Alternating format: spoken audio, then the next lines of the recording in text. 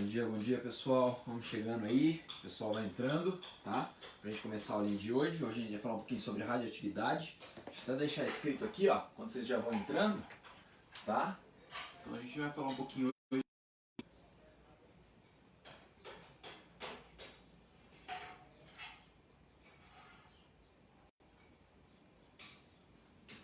Radioatividade, pensa num assunto legal, tá? Deixa eu só entrar aqui no Facebook para dar uma olhada, ver como é que tá o enquadramento e eu deixo já no jeito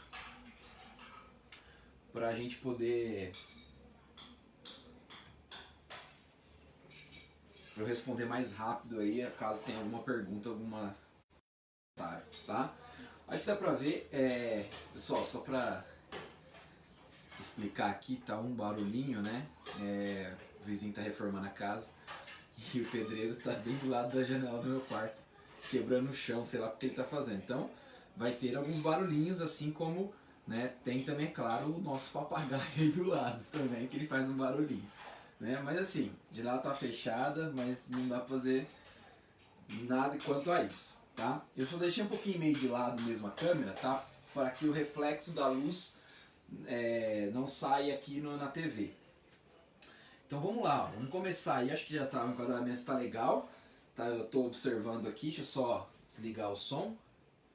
Aí, beleza. Então vamos lá, né? Eu vou acompanhando então com o slide e depois eu vou usar o quadro um pouquinho, né? Então, deixa eu só sair aqui da imagem. Eu não vou ficar olhando, tá, no Facebook, mas de vez em quando eu dou uma acessada aqui que é mais rápido do que eu dar a volta. Bom, vamos lá. Esse assunto é extremamente legal, extremamente interessante, pelo menos eu acho, né? E a gente vai falar um pouquinho, tá, dessa parte inicial do que é radioatividade. E provavelmente a aula que vem, tá, a gente fala um pouquinho, né, das usinas nucleares, das bombas atômicas, dos acidentes e tudo mais.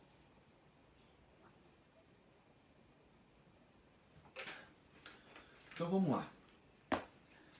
Bom, contar um pouquinho da história para vocês, né, do que é essa radioatividade. Não sei se o pessoal consegue ver aí, minha internet também não é lá da melhor qualidade, né, às vezes a imagem não está indo tão boa assim. Mas aqui, ó, essa imagem, esse rapaz aqui é um cara chamado Roentgen, tá? Então, o que ele fez? Lembra aquela ampola de Crookes, ou tubo de Crookes, né, que Thomson utilizou para descobrir o elétron, certo? Então, tinha raios que saíam do cátodo em direção ao ânodo, né, que depois Thomson descobriu que esses raios catódicos, que eram chamados, eram uma partícula de carga elétrica negativa, que ele chamou de elétron. Beleza. Utilizando esse tubo de Crookes, ou ampola de Crookes, esse rapaz Roentgen fez algumas adaptações e aí ele percebeu, tá, que, olha, não sei se vocês conseguem observar essa imagem. Então, ó, tinha raios saindo do cátodo em direção ao ânodo, tá, seriam os elétrons, mas o que acontece? Quando aquele raio se chocava com o ânodo, acabava produzindo alguns raios que eram refletidos, que eles não sabiam que raio seria esse. Daí, esse cara, Roentgen, chamou de raio-x, né? X porque não se sabia o que era, tá? E é claro que hoje a gente tem o raio-x, enfim, e é assim denominado, tá? Mas no primeiro momento ele não sabia o que era, então por isso que ficou o X. E aí o que ele percebeu, né? Que esse raio-x, quando era incidido sobre algumas substâncias, elas ficavam fluorescentes ou fosforescentes. Elas brilhavam, né? Então, né, por isso que ele chamou esse raio agora de X. Ele ganhou depois o prêmio Nobel em 1901 de física por essa descoberta, tá? Então a gente sabe, por exemplo, né, aquelas placas que tem na estrada, quando a gente incide luz, o que acontece com aquela placa? Ela brilha, não é? Então a gente tem ali, né, uma substância que tem essa capacidade de emitir luz após receber, né, uma certa energia, tá? O que acontece então? Isso aí é uma substância fluorescente, tá? As fosforescentes, tá? Na verdade, essas são as fosforescentes, tá? As fosforescentes, deixa eu só passar aqui rapidinho e mostrar um negócio para vocês.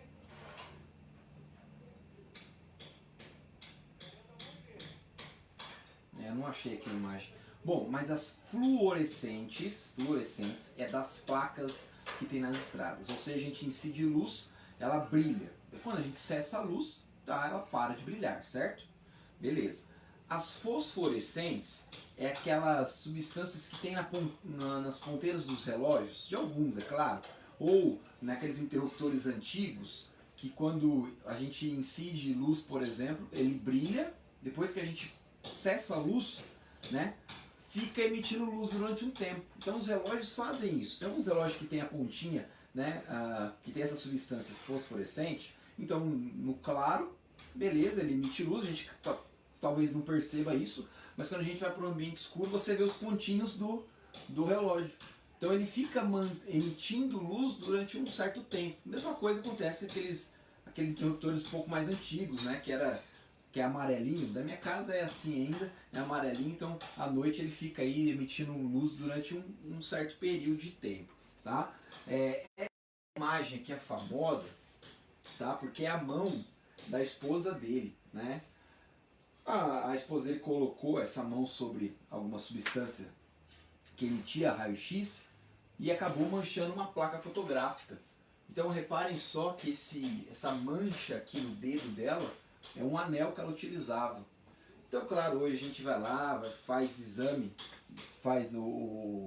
tira o raio-x, enfim. O que é esse raio-x? Ele vai incidir sobre o nosso corpo, tá? Ele vai atravessar o nosso corpo e ele só não atravessa, né, em partes mais densas do nosso corpo. Então, nos ossos, por exemplo, não vai atravessar o raio-x, consequentemente não vai manchar a placa fotográfica. Então, quando a gente vê aquela parte tá mais escura, porque o raio-x manchou aquela placa. Onde não escurece tanto, é claro, o raio-x não atravessou, que geralmente é os nossos ossos aí, tá? Então a gente consegue, né, ter uma noção se você quebrou um osso ou não, tá? Logo depois, esse cara chamado Becquerel, que é esse rapazinho aí, o que ele fez? Ele pensou o contrário, né? Então ele pensou o seguinte: e essas substâncias fluorescentes e fosforescentes, será que elas podem por si só emitir o raio-x? Então ele fez uma análise contrária. Então o que ele percebeu? Tem uma imagem na sequência, tá? Mas ele fez um experimento que era o seguinte: ele guardou sais de urânio dentro de uma caixinha, tá? Primeiro, inicialmente, ele percebeu que esses sais de urânio manchavam placas fotográficas, tá? Então, ele falou, poxa, tem alguma coisa nessa substância que está manchando a placa fotográfica. Beleza. Aí depois, o que ele fez? Ele colocou isso, tá, dentro de uma caixinha, né, fechada, e colocou aqui no caso, no exemplo, está o seguinte, está uma chave. Não se sabe ao certo se ele colocou uma chave, enfim, ele colocou um objeto, tá fora dessa caixinha. O que acontece? Né? Inicialmente, quando ele fez o experimento, ele tinha esses sais de urânio no Sol. E aí, esses sais de urânio no Sol acabavam emitindo uma radiação que acabava manchando essa placa fotográfica. Beleza. Tá? O que ele observou? Se colocasse, por exemplo, um material denso entre a substância e a placa fotográfica, né, acabava ficando uma sombra, né, ficava uma marcação da chave, por exemplo, como está representado. A chave, no caso, seria uma... Beleza? O que ele fez na sequência? Ele guardou essa caixinha com essa substância dentro de uma gaveta escura, tá? E pro lado de fora tinha, tá, essa chave, essa representação desse material denso, que aqui no caso ele colocou a chave no desenho, e, né, ao redor tinha a placa fotográfica. O que ele percebeu? Que mesmo escondido, sem estar no sol, né, aquela substância ainda emitia radiação, tá, e consequentemente manchava a placa fotográfica. Só não manchava na parte que ela ficava retida pelo material denso, tá? Claro que esse material utilizado, essa substância utilizada, era esse sulfato duplo de potássio, né? Foi daí que surgiu os nomes, por exemplo, radiação, radioatividade, né? Emissões de Becquerel, enfim, alguns nomes desse tipo, né? Pouco tempo depois, quem entrou na jogada é essa mulher aí que vocês conhecem bem, tá? Ela e o marido, Pierre e Marie Curie, tá? Eles começaram a estudar um pouquinho sobre esses fenômenos que até então era um mistério para todos, né? Algo muito estranho. A história dessa mulher é muito interessante, então eu indico vocês, né, assistirem alguns documentários, é bem legal, tá? De verdade mesmo, inclusive, né, vai sair um filme sobre a vida dela. Eu acho que ia sair esse ano ainda, mas por causa da pandemia, acredito que o lançamento seja atrasado um pouquinho aí, tá? Então provavelmente até o ano que vem sai o filme dela. Mas a história dela é bem legal, pessoal. Por quê? Né? É uma polonesa, a história dela é bem sofrida assim, ela era pobre e tal, consegue entrar na faculdade, consegue estudar, então você imagina só, naquela época, né, uma mulher estudando já era uma coisa, né, que não era comum assim, tão comum. Né? E depois ela casa, ela conhece o Pierre e casa com ele, Pierre Curie, acaba pegando esse estudo, porque ninguém queria estudar esse fenômeno, radioatividade, enfim, ninguém queria, ela acaba pegando isso aí porque é o que sobra para ela, e ela consegue então fazer descobertas incríveis, tanto que ela é o primeiro cientista a ganhar 2 prêmios Nobel em áreas distintas, tá? E no caso, né, a primeira mulher é uma mulher fazendo isso. Então, se você for ler um pouco sobre a história dela, você se impressiona, não é à toa que sempre que fala, né, sobre cientista, ela, mulher no caso, né, sempre é usado o exemplo dela. Então, é um dos casos, né, que é usado o exemplo dela. Porque aqui na física e na química a gente acaba falando muito dela, ela tem uma fama muito grande. Tá? Mas enfim, o que ela fez? Né? Ela pegou um minério chamado Pet Blender, tá? E ela começou a analisar esse minério. Ela e o marido começou a analisar esse minério. Percebia que esse minério emitia essa radiação, né, chamado assim, então, né, por Becquerel. Essa radiação, né, ela foi a fundo desse minério e ela conseguiu descobrir um elemento que no caso emitia essa radiação. Primeiro foi o elemento polônio. Tá? Por que polônio? Porque ela era polonesa, então ela deu o nome polônio em homenagem ao seu país, a Polônia.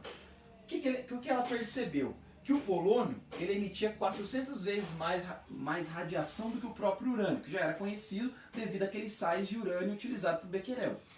Então, aqui, nesse momento, ela ganhou o Prêmio Nobel de Física em 1903. Só que o que ela percebeu ainda? Que o que sobrava, mesmo tirando o polônio, o que sobrava ali, né, tinha alguma coisa emitindo ainda mais radiação do que o próprio polônio. Tá? Ou seja, um pouco tempo depois ela descobriu um outro elemento químico que emitia 900 vezes mais radiação do que o próprio urânio. A esse novo elemento químico ela chamou de rádio. A radioatividade mesmo. Foi aí que ela ganhou o Prêmio Nobel de Química em 1911. Né? Então, ela se tornou o primeiro cientista a ganhar 2 prêmios Nobel em áreas distintas, tá? O primeiro da história. Então, ela fez uma revolução muito grande. Como eu disse para vocês, cara, tem um monte de documentário no YouTube, né? Enfim, digita lá que você vai encontrar alguns um pouco mais curtos, outros mais longos. Eu já assisti um que tinha quase 2 horas, que conta a história inteira dela, muito legal, como ela conheceu o Pierre, como o cara morre, porque o Pierre ele acaba morrendo atropelado por uma carroça, tá? Diz que ele foi atravessar a rua, ele escorregou e a carroça passou por cima da cabeça dele, né? Dizem que foi isso, né? E aí ela ficou sozinha, mas aí ela já estava um pouco conhecida, só que no primeiro momento, só para você ter uma ideia, né, muitos dos trabalhos que ela desempenhava tinha que ter o nome do marido em primeiro lugar. Né? Por quê? Porque na época, né, a mulher não tinha espaço e ela tinha que enfrentar tudo isso daí, então acabava que o marido ajudava ela de certa forma, então as coisas, os trabalhos em nome do marido e dela, né, para ser um pouco mais aceito. Depois, o marido dela morreu, tal, ela já estava com a fama, porque ela já tinha ganhado o prêmio Nobel, enfim, já estava sendo mais aceita. Depois tem a história que ela se engraçou com outro cientista, tal, os dois tiveram um romance, esse cientista era casado, tal, mó rolo. Mas é legal a história, tá? Mas ela tem uma importância muito grande. Não é à toa que essa foto aqui, acho que todo mundo já viu, né? Essa foto, claro, está colorida, a original não é colorida, mas facilita aí, né, para a gente conseguir identificar alguns cientistas. E esta foto é a Convenção de Solvay, em 1927, e ela é a única mulher, tá?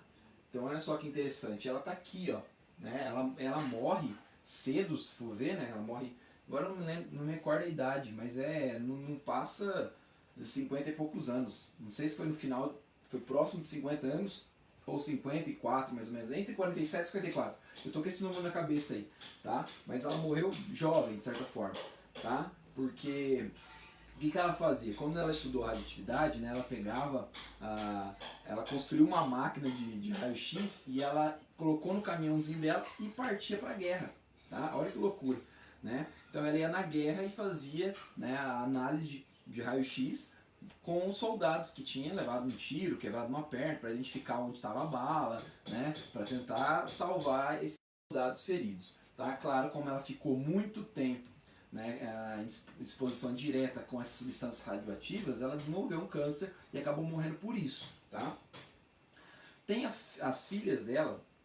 Tem uma que é fera também, ganhou o prêmio Nobel e tudo depois. Eu não vou lembrar agora o nome da filha não, mas enfim, né? Só para vocês terem uma ideia, ela é a única mulher aqui.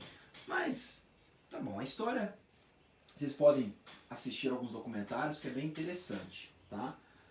Eu indico. O barulho aqui tá bem alto, né, galera? Deixa eu só verificar se tem alguma coisa. Bom, vamos lá agora de fato. O que é radioatividade? Pessoal, radioatividade basicamente é o seguinte, né? A gente vai ter um núcleo instável. Por que instável? Pensa só, né? Eu tenho ali prótons e nêutrons no núcleo. E claro, existe uma certa repulsão entre esses prótons, só ali, né, tem teoricamente para diminuir um pouco essa repulsão entre os prótons, mas conforme eu vou aumentando muito esse núcleo, aumentando o número de prótons e de nêutrons, chega uma hora que a instabilidade desse núcleo se torna gigantesca. Por essa instabilidade desse núcleo, a tendência é esse núcleo ficar mais estável. Então o que vai acontecer? Ele acaba emitindo alguma coisa, emitindo radiação para adquirir estabilidade. Ou seja, um núcleo instável emite alguma coisa para adquirir estabilidade. Beleza? Então, basicamente é isso. Agora, o que é essa radiação? Quais os tipos? É isso que a gente vai ver na aula de hoje. Tá? Então aqui você tem essa ideia, mostra isso aqui, né? Então, o núcleo instável busca um núcleo estável. Beleza? Então, bem tranquilo aí.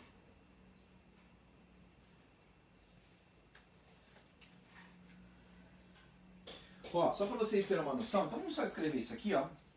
Então a gente vai ter um núcleo representando aqui o átomo. Ah, pessoal, ó, só para vocês terem uma ideia, eu posso usar a representação mais simples do átomo aqui. O de Rutherford Bohr já serve para a gente fazer análise, tá? Eu não preciso do átomo mais moderno, que é o de Schrödinger, porque a gente não vai trabalhar com a eletrosfera, a gente vai trabalhar agora com o núcleo, tá? Então, o modelo mais simples de Rutherford Bohr já resolve o nosso problema, beleza? Então, ó, você tem um núcleo, vamos considerar esse núcleo instável, muito energético, e esse cara vai em busca de uma certa estabilidade, ou seja, vai em busca de um núcleo estável. Tá? Que só a eletrosfera é representada, e para isso ele vai emitir radiação. Tá? Radiação, radioatividade, aí essa radiação pode ser partículas alfa ou beta, ou emissão gama, enfim, tem vários tipos, é isso que a gente vai ver hoje. Uma coisa importante, está até escrito aqui no slide, depois eu mando para vocês, inclusive, tá? Para vocês darem uma olhada. Radioatividade é natural, tá? Em elementos que apresentam um número atômico maior que 82. Maior que 82. Se você pegar a sua tabela periódica, você vai ver que 82 é o chumbo, Pb, tá? Então, do chumbo para baixo, de 82 para baixo, tá? Eu tenho elementos onde o isótopo, tá? O isótopo mais comum não é radioativo. Agora, do bismuto, que é 83 em diante, todos os isótopos são radioativos. Tá? Naturalmente. Beleza? Então isso é importante, a gente vai falar um pouquinho mais disso daí mais à frente também. Outra coisa, né? Fenômenos, no caso, pressão, temperatura, estado físico, fatores químicos influenciam nesta instabilidade do núcleo? Não. Tá? Radioatividade é um fenômeno estritamente nuclear, devido a uma diferença, né, um número muito grande de prótons e nêutrons gera essa instabilidade, tá? E essa instabilidade é estritamente nuclear. Ah, se eu tiver uma temperatura alta, a substância, né, o elemento pode emitir uma partícula beta, partícula alfa, enfim, emitir radiação? Não. Tá? Então fatores como temperatura não influenciam na radioatividade, pressão não influencia na reatividade, estado físico não influencia na radioatividade e nem os fatores químicos, beleza? Então, radioatividade é um fenômeno estritamente nuclear, essas outras grandezas que a gente falou agora não interferem. Então, estar numa alta temperatura ou numa baixa temperatura não faz a substância emitir ou não radioatividade, beleza? Isso aqui é importante. Pessoal, Rutherford é um cara que desenvolveu o modelo atômico, né, que a gente conhece como modelo planetário, e ele teve aí uma contribuição bem grande aqui nesse modelo, nessa radiação. O que ele fez? Eu vou usar esse desenho, melhor, eu vou fazer um outro desenho aqui, tá? Eu vou apagar isso rapidinho e vou fazer um outro desenho. Bem mais simples do que esse do slide, claro, né? Acompanhe aqui comigo. O que ele fez? Ele pegou uma substância radioativa, colocou lá numa caixinha, tá? Como vocês estão vendo aqui. No caso, o material radioativo foi o polônio, tá? E aí este material radioativo emitia aí essa radiação, que ele passou essa radiação por placas elétricas. Então, ó, vou colocar aqui as placas elétricas, tá? Vamos colocar aqui, ó, vamos seguir ali, vamos colocar positiva e negativa. E aqui, na extremidade, uma placa fotográfica. O que ele percebeu, pessoal? Ele percebeu o seguinte, quando essa radiação foi emitida, ele percebeu 3 pontos luminosos. Um aqui, outro aqui, outro aqui. Reparem só que ele emitiu a radiação, claro, você não vai ver esse feixe da radiação, né? Mas ele viu 3 pontos luminosos na minha placa fotográfica. O que ele concluiu com isso aqui? Pessoal, reparem só, né? Teve alguma coisa dessa radiação, ele desmembrou essa radiação, né? Então teve alguma coisa que não foi desviado pelas placas eletrizadas aqui, algo foi desviado para a próxima placa positiva e algo foi desviado para a próxima placa negativa. Pessoal, pensa comigo. Se algo desvio em direção à placa positiva, que sinal deve ter essa bagaça aqui? Negativo. Sinais contrários. A esta partícula, ele chamou de beta. Algo foi atraído para o polo negativo. Claro, se foi atraído para o polo negativo, deve ter carga positiva. A esta partícula ele chamou de alfa. A emissão que não sofreu desvio algum pelas cargas elétricas, então, deveria ter carga alguma, e chamou de emissão gama. Vou colocar bonitinho isso aqui, ó. Tá? Reparem que eu coloquei uma distância bem diferente, né? Poxa, a distância aqui entre a emissão gama, que eu chamei de gama, então, ó, beta, emissão gama e alfa, tá? Reparem que tem uma distância maior do beta do que para o alfa, não é? Isso aqui foi proposital, não errei no desenho não. Se você observar nesse desenho, você vai ver também que a distância entre alfa e gama, perdão, ela é menor do que a distância gama e beta. Por que isso? Pessoal, claro, a gente vai estudar um pouco mais a fundo agora essas emissões, mas já dá para perceber o seguinte: se algo é atraído com mais intensidade por uma placa carregada eletricamente, é sinal que essa partícula ela é mais leve ou mais pesada. Pensa só, né? Tenta imaginar na sua cabeça. Você tem ali, tá, um prego grande e um prego pequeno, tá, na mesma distância, tá aqui os dois, tá bom? Um prego grande e um pequeno, ou seja, uma massa maior e uma massa menor. Aí você passa o ímã próximo. Quem você vai atrair com mais intensidade? O prego mais pesado ou o prego mais leve? Consequentemente vai atrair mais, tá? Por quê? né? Você vai ter uma massa menor, então você consegue atrair com mais intensidade isso daí. Claro, a atração é pelas cargas opostas. Mas como isso aqui está numa certa velocidade, o desvio é mais intenso devido à massa ser menor. Beleza? Para ficar claro isso daí. Né? Então reparem que aqui o desvio é mais intenso. Claro, foi atraído pela placa. Ele tem carga negativa, mas ele desviou ainda mais porque ele é mais leve. Já dá para perceber aqui que a partícula beta ela é mais leve do que a partícula alfa. Tá? E a gente vai concluir isso nos estudos posteriores. Então a gente vai dividir agora, tá, essas partículas, essas emissões. Partículas, melhor não chamar assim, né? Porque na verdade partícula mesmo é só a alfa e beta. A outra é uma onda eletromagnética gama. Eu estou adiantando para vocês. Né? Então vamos chamar de emissão.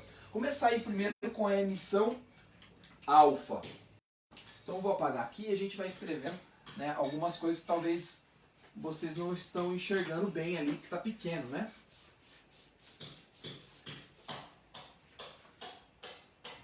Então, ó, primeira coisa, emissão alfa. Tá? O símbolo utilizado é o símbolo alfa. E só para vocês terem uma ideia, o que é isso, galera? O alfa, a partícula, isso aqui é uma partícula, tá?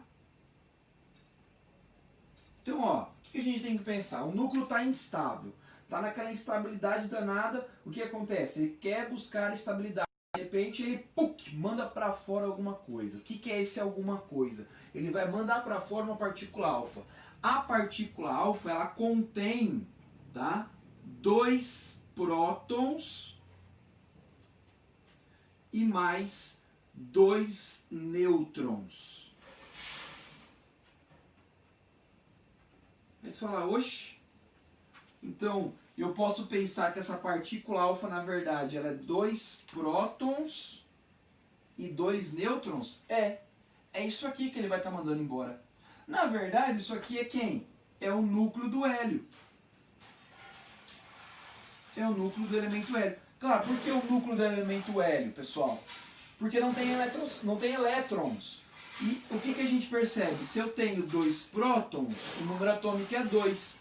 Cada próton tem massa 1U, cada nêutron massa 1U. Então 2 prótons e 2 nêutrons vão dar um total de 4 de massa.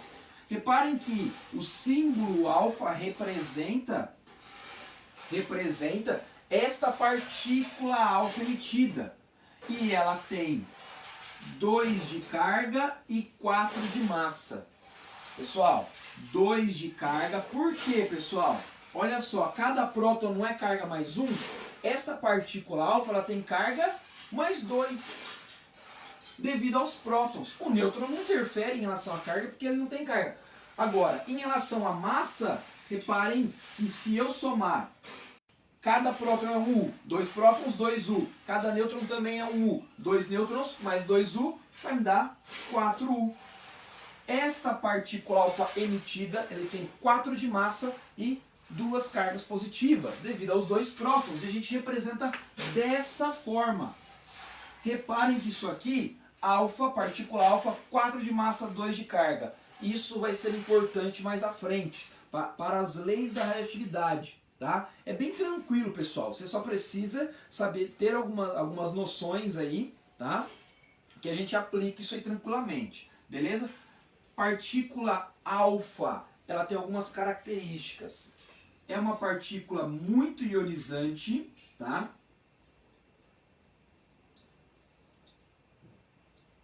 Como assim ionizante? Se a gente emitir partícula alfa aqui no ar, tá, o que ele vai fazer com o ar? Ele vai ionizar as moléculas que estão no ar atmosférico. Tá? Por que ele tem essa facilidade? Porque é uma partícula que tem uma carga positiva 2+, então ela tem uma carga elétrica grande, vamos dizer assim, em comparação às outras. Então ela tem uma facilidade de ionizar outras substâncias. Tá?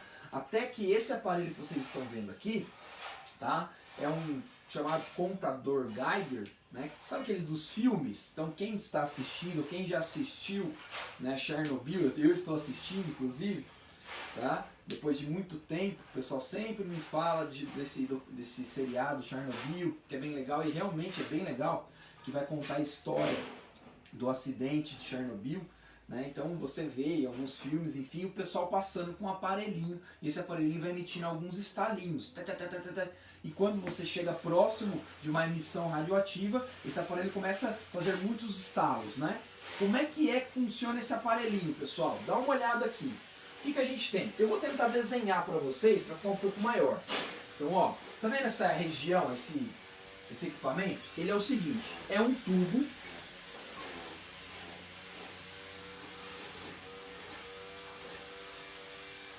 Aqui, ó, imagina esse tubo, claro, fechadinho. Eu abri ele para vocês enxergarem, né?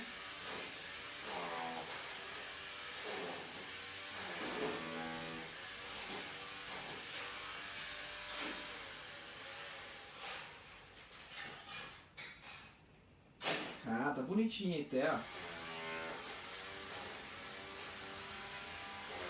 Ó, o que dá para perceber aqui? Isso aqui é uma haste metálica, igual vocês estão vendo aqui, certo? Então, essa haste metálica, ela está ligada a um circuito elétrico que está ligado na carcaça. Então, essa parte externa é a carcaça. Isso aqui é a sua haste. Está lá dentro. Claro, para esse circuito fechar, eu preciso ligar a haste com a carcaça, beleza? O que você tem aqui dentro? Aqui dentro você tem um gás, né? Você tem um gás aqui dentro. Geralmente é argônio. Beleza. Aqui você tem um vidro por onde vai entrar a partícula alfa. Então, ó, imagina só, você chegando com esse aparelho próximo de alguma substância que vai emitir essa partícula alfa. O que vai acontecer? Quando a partícula alfa entra aqui dentro, ela ioniza o argônio. Como ela ioniza o argônio, agora você tem, tá, um gás aqui que tem a possibilidade de ter condução de elétrons. O que vai acontecer então com os elétrons? Eles vão passar da carcaça para a haste ou vice-versa. Por quem? Por onde? Pelo argônio que está aqui dentro. Pelo argônio que está aqui dentro. Claro, o argônio que foi ionizado pela partícula alfa quando você passou próximo. Quando fecha o circuito, vai aparecer uma marcação. Claro que aí se você colocar um sisteminha que tem, né, que emita um som, um alto-falantezinho, vai dar aqueles estalinhos. Quanto mais partícula alfa entra, mais argônio é ionizado. Mais argônio ionizado, maior quantidade de elétrons passando pelo meu circuito. Maior a marcação, consequentemente mais estalinhos. Então, aquele aparelho que vocês vê nos filmes que ele vai passando, né, seria basicamente isso. Bem facinho de entender, né, e bem interessante. Tá bom? Pessoal, efeito fisiológico, antes que eu esqueça. Tá? Depois eu vou mostrar uma imagem no final, mas o efeito fisiológico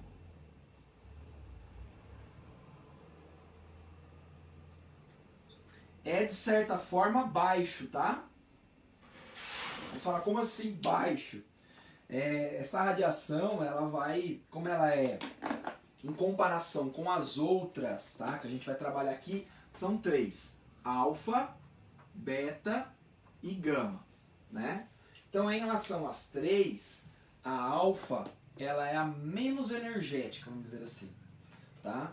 Ela é uma partícula maior, mais pesada em comparação à beta, então ela é mais lenta, tá?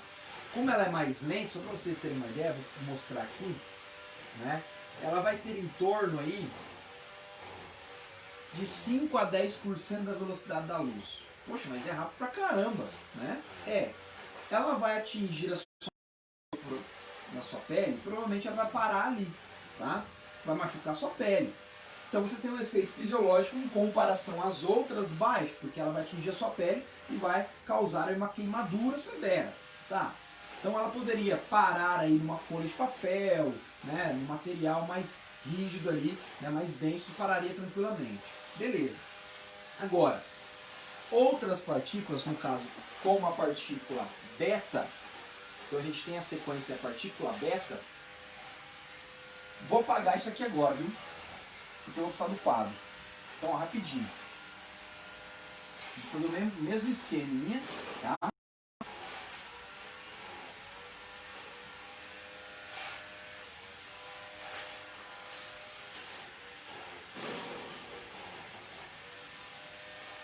Então a nossa outra partícula, então ó, vamos só completar aqui, ó. A alfa é 4 de massa, 2 de carga, beleza? Pessoal, a partícula beta, só para você ter uma ideia, tá? É um elétron. Aí você fala, como assim, cara? Você tá maluco, velho? Malucão, hein? Como um elétron, bicho. Tá doido? Esta partícula beta, tá? É assim que a gente chama. É um elétron proveniente do núcleo. Aí você fala, mas... Aí agora eu não entendi mais nada, né? Você fala, mas tá muito louco essa parada.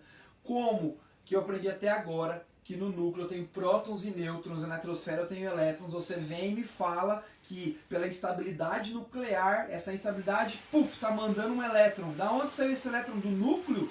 Olha que maluquice. Pessoal, pega a visão. Da onde surge esse elétron? Um nêutron. Um nêutron. Vou representar pelo N, tá? Um nêutron. Tem quanto de carga? 0. Quanto de massa? 1. Ele vai emitir uma partícula positiva de massa 1.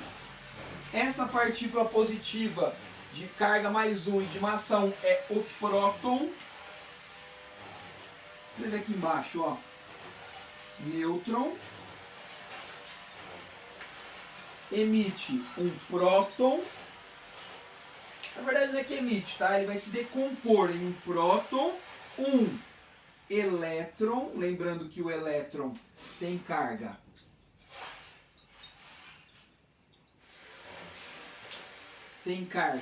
menos 1 e massa praticamente zero, tá? Por que praticamente zero? É zero? Claro que não é zero. Mas em comparação à massa de um próton e de um nêutron, a do elétron é 1836 vezes menor. Então, para efeitos práticos aqui, eu coloco o valor zero para mostrar que é praticamente uma massa insignificante perante ao próton e o nêutron em comparação, beleza? E também aí um neutrino. O neutrino, pessoal, foi descoberto não tem muito tempo também, mas ele não tem massa e não tem carga. Então o que acontece? Um nêutron dentro do núcleo, aquele núcleo instável, se decompõe em um próton, um elétron e um neutrino. Esse elétron é jogado para fora do núcleo, esse neutrino também. Então na decomposição de um nêutron, você acaba ficando com um próton a mais no núcleo, olha que loucura. Não é, professor? Um próton a mais no núcleo não muda o elemento? É, muda o elemento. Por isso que isso aqui vai ser importante nas leis da radioatividade. E você emite esse elétron para fora. E esse elétron sendo jogado para fora é o que a gente chama de beta, partícula beta. Então dá para eu concluir que ele tem uma carga de menos 1 e uma massa 0. Está aqui então, ó. Beta é uma partícula que tem massa 0, carga menos 1. Beleza? Isso é importante no primeiro momento, depois a gente vai utilizar todas essas informações. Reparem só. A gente tem uma massa, então, muito pequena em comparação à alfa. Consequentemente, a sua velocidade é um pouco maior. Tá? Se aproximando bem mais da velocidade extremamente rápida. Como ela é extremamente rápida e mais leve, ela tem um poder de penetração muito maior. Então, a partícula beta ela consegue atravessar os materiais com muito mais intensidade. Não é à toa que a gente fala que o efeito fisiológico é alto. Ela vai adentrar a sua pele, vai atingir os seus músculos, vai te causar, né, vai destruir os seus músculos mais internamente, pode causar hemorragias internas e te prejudicar ainda mais, tá? Então, dependendo da quantidade de radiação que você receber, claro, você pode chegar à morte, né? Isso tem a ver com a quantidade. É uma partícula menos ionizante.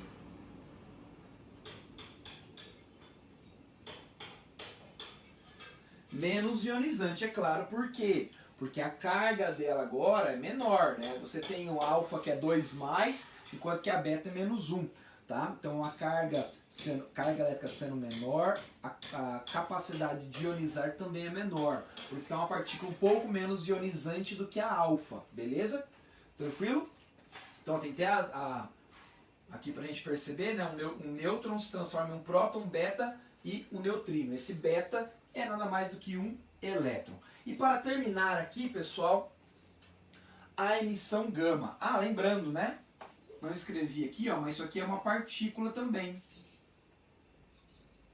É uma partícula também. Vou jogar isso aqui pro lado, rapidão. E eu vou usar esse pedacinho aqui, ó. Só para colocar a última.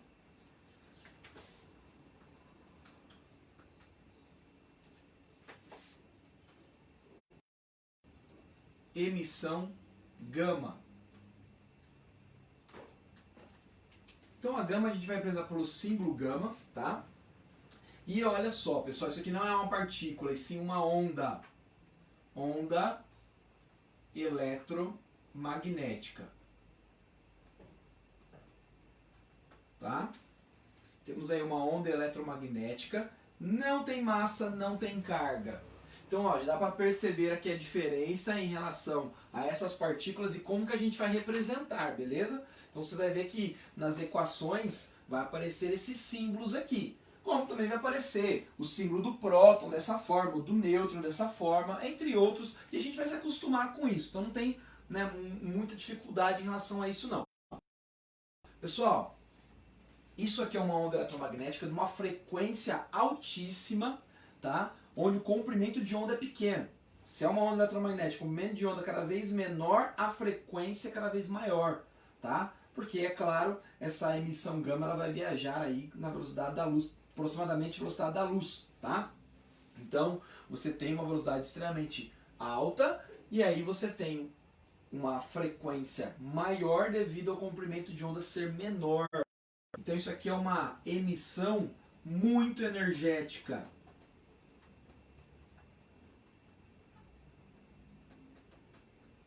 Como é muito energética, tá? O poder de penetração é altíssimo. Então essa emissão gama, ela vai atravessar o seu corpo provavelmente, tá? É como se você tivesse levado um tiro, e aí ela pode, por ser muito ionizante, ela pode ocasionar aí, tá, o efeito fisiológico é muito intenso.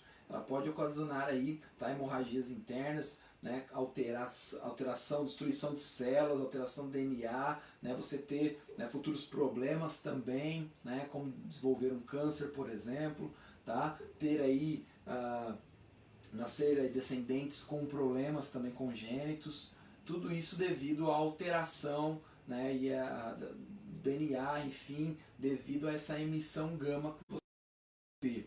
Tudo tem a ver com quantidade, tá, gente? Então, então se eu for tirar um raio-x é perigoso? Não, você vai receber uma certa quantidade de raio-x, né, pequeniníssimo, então não vai te matar, não vai te gerar problemas, né? Pensar que a gente está todo o tempo também, né, recebendo radiação, então esse não é o problema maior. Agora, se você trabalha, né, com equipamento de radiação, de raio-x, por exemplo, você é o cara lá que fica tirando radiografia das pessoas, você vai fazer isso por 30 anos da sua vida. Claro que você não vai usar nenhuma proteção, nem nada, e ficar recebendo aquele raio-x todos os dias, uma certa quantidade todos os dias, a probabilidade, né, de você ter um problema é muito maior do que eu, por exemplo, que não trabalho, né, junto com essa máquina, óbvio. Então é uma questão, claro, de probabilidade, mas você aumenta suas chances, né, de desenvolver um câncer, tá? E outros problemas mais devido a essa radiação, tá? Em relação à quantidade, beleza? Deixa eu só voltar. Uma outra coisa, por não ter carga, né? Carga elétrica, ela praticamente não é ionizante, então menos ionizante ainda. Tudo bem? Essa imagem acho que é bem legal para a gente fazer uma comparação. Eu já vou terminar, tá, pessoal? Antes de a gente começar as leis, só vou falar algumas coisinhas aqui. Essa imagem é bem legal pelo seguinte, ó, a gente tem algumas radiações, e para a gente ter uma noção, tá, do efeito, da penetração dessa radiação. Então aqui temos a partícula alfa, e ela vai parar aí na folha de um papel, então ela não vai atravessar a folha do papel, por exemplo, pararia na nossa camiseta, na nossa pele, tá? Já a partícula beta, por ela ser mais rápida e mais leve, ela consegue atravessar esse papel, a camiseta, a nossa pele, vai atingir o nosso corpo, nossos músculos, tá?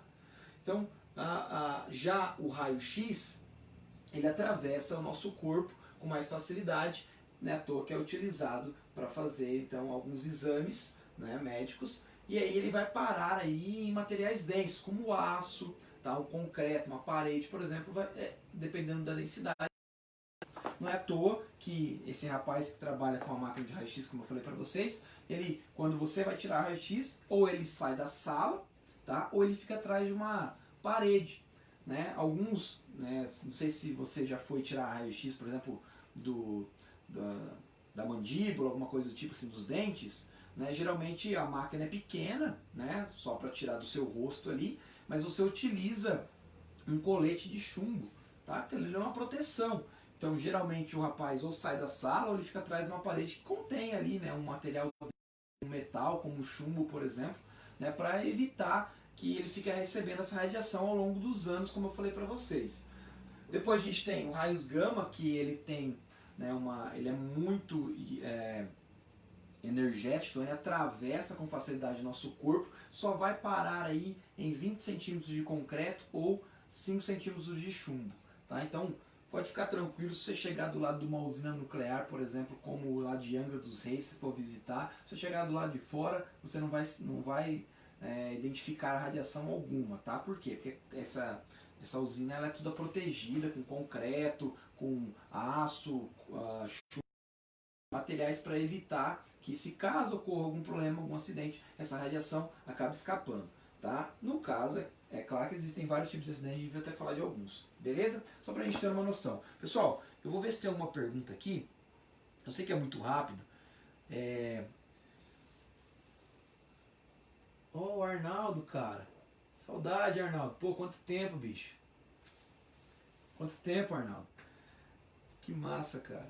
Professor, a partícula alfa com o mesmo número de prótons e elétrons estaria no estado fundamental ou não tem nada a ver? Ó, Emily, não, na verdade, quando a gente diz que o estado fundamental, tá, a gente trata dos elétrons lá. Então o hélio, por exemplo, se eu pegar o hélio, né, ele vai ter 2 prótons e dois nêutrons, que vai dar 4 de massa. Mas na sua eletrosfera, a gente tem, tá, 2 elétrons. Desculpa aqui, eu coloquei níveis a mais. Temos 2 elétrons. Então, se eu tenho 2 elétrons e 2 prótons, aí aqui a minha carga, ó, vai dar menos 2 para 2 elétrons e mais 2 para 2 prótons. A carga final desse elemento é 0. O que a gente diz que ele está no estado fundamental ou neutro. Agora, a partícula alfa, tá, é só o núcleo do hélio. Então não tem elétrons, então eu não posso dizer, né, que ele está no estado fundamental ou colocar a carga aqui do lado direito. A gente não representa dessa forma agora. A gente representa, tá, esse 2zinho aqui, que é como se fosse um número atômico. Então eu já sei que eu tenho 2 prótons, então a carga é 2 mais, tá? Então a representação é dessa forma, mas o que eu tenho que ter em mente é que a carga aqui, esses 2 prótons representaria a carga 2 mais. Então não posso fazer essa confusão. Tá bom? Beleza, galera. Vamos terminar a aulinha de hoje aí. Passou um pouquinho do tempo, né? Eu sei que na sala de aula é bem mais divertido porque as perguntas vão acontecendo. Essa aula, ela rende muito, né? Mas aqui por mensagem, às vezes alguns não mandam, tal, enfim. Mas não tem problema. A aula que vem, pessoal, a gente vai falar das leis de relatividade. Vai ficar um pouco mais interessante, porque a gente aplica isso aí agora, entende melhor o que são as leis de relatividade, cinética de radioatividade, tá, o tempo de desintegração, e aí depois que a gente entender tudo isso daí, a gente vai entrar em fissão e fusão nuclear, tá? E aí a gente fala dos acidentes, das bombas atômicas, aí se torna ainda mais interessante. Então, ó, eu vou dar uma dica para vocês, né, que eu acho que é bem legal. Assistam alguns documentários sobre radioatividade, tem um monte na internet, tá? No Netflix tinha alguns, né? Eu acho que já saiu, tem um que chama Pandora's Promise, uma coisa assim. Eu não sou bom no inglês, então desconsidera aí minha pronúncia. Mas ele é bem interessante que ele fala de energia nuclear, tá? E ele dá, claro, uma visão, ele começa dando uma visão sobre a energia nuclear. Tá, assistam lá, depois a gente pode até discutir sobre ele. Não quero ficar dando spoiler também. Legal vocês assistirem um documentário sobre a Marie Curie, uma mulher sensacional. Vocês vão, quem assistir vai curtir ela demais, tá? É bem interessante. E aí tem outros mais, né? Claro, tem dos acidentes nucleares, mas assim, não olhe só pro lado ruim da coisa, né?